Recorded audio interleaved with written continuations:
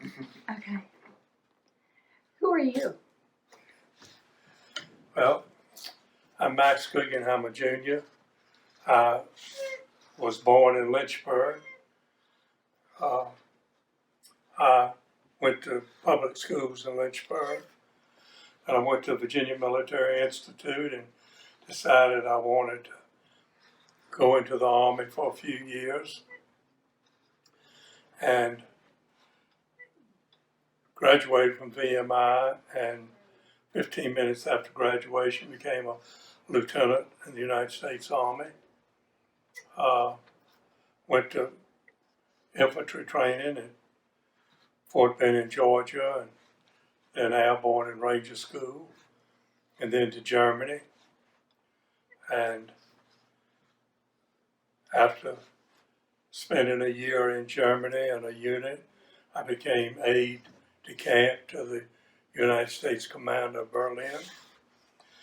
During that time was when President Kennedy visited, and also when President Kennedy's mother came to Berlin, who I took to the opera and out to dinner.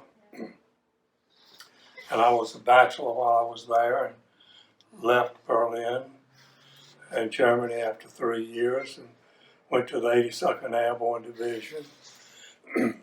And during that time, met my wife, Dorothy, and married, and ultimately went to more Army training and then to Vietnam. And then after Vietnam to the University of Mississippi and taught military history. And then at that time decided to get out of the regular Army and come back to Lynchburg.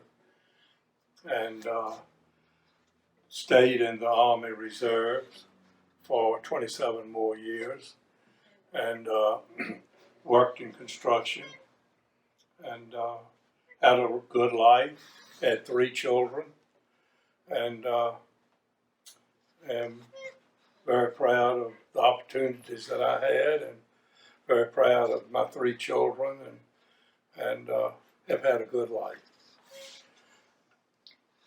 Would you tell us some about the ways that you are connected to the Presbyterian Cemetery? Yes. It was interesting that prior to the expressway coming through,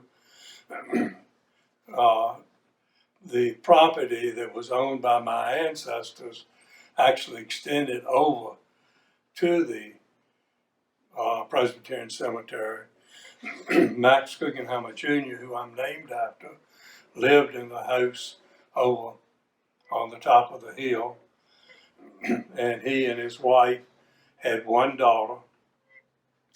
And he came over to the United States in approximately 1850, and was at one time called Mr. Lynchburg. It seemed like that everything he put his hands on worked and turned into money for him. And he was president of the Guggenheimer department store. He was the silent partner in Craddock Terry, a shoe company, which at one time was the largest shoe manufacturing company in the world. He started the cotton mill, and I don't know whether y'all saw in the newspaper a couple of days ago that they had where they show an old picture, and they actually showed a picture of some people in the cotton mill, which was down off of the expressway. And that cotton mill that Max Guggenheimer Jr. actually was the founder of the cotton mill. He was chairman of the board of a bank and just had a good life, and then in 1912 he died. His wife Bertha lived until I believe approximately 1925, and when she died, she left her home and the money that they had to a children's hospital. It was Guggenheimer Children's Hospital, and also a playground. And there was a playground with a swimming pool, which became a city playground which was one of the first city playgrounds in the state of Virginia.